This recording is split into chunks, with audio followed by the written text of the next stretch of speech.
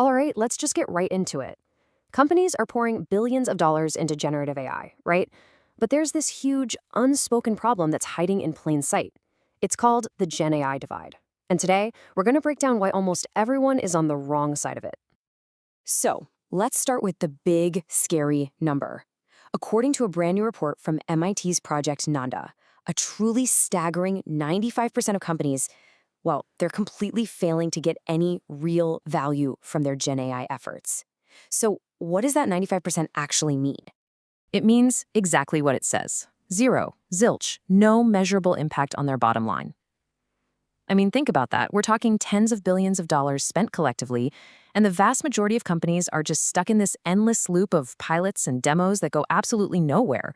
So how on earth did we get here? And more importantly, how do you get to the other side?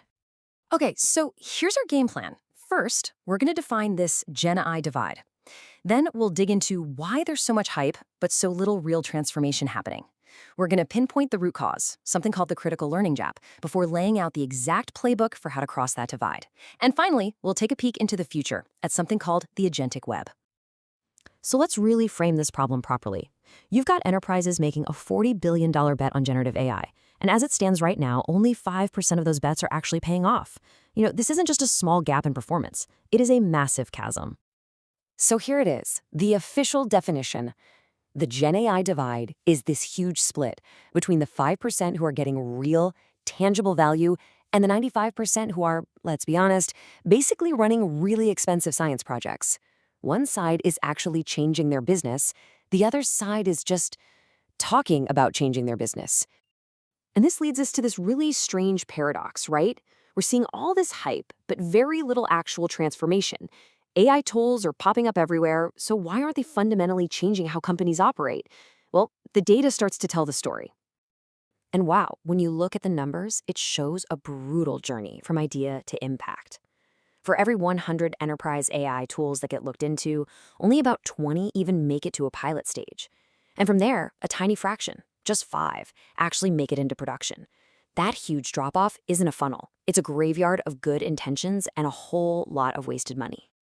And you can really feel this sentiment across the entire industry. I think this quote from a CIO just sums up the fatigue perfectly. Tons of demos, lots of what he calls science projects, but very, very few tools that are genuinely useful and solve a real business problem.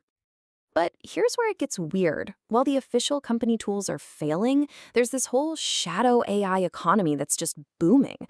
A massive 90% of employees are using their personal AI accounts, like ChatGPT, for their work. They're finding value even when their companies can't.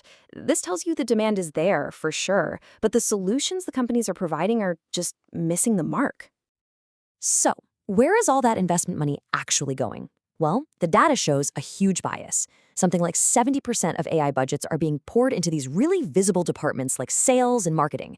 The problem?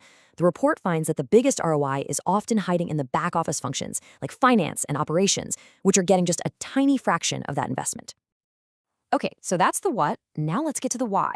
Why are all these expensive tools failing? It's not really about the quality of the model or data privacy. The real reason, according to this report, is something they call the critical learning gap. And that really brings us to the key question, doesn't it?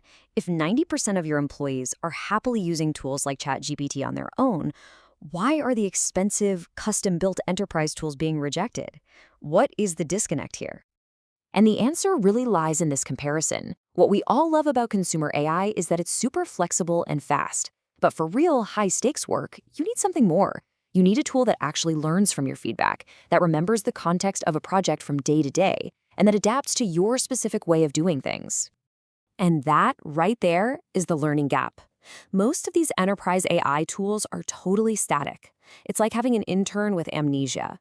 You have to explain everything from scratch every single time you talk to them.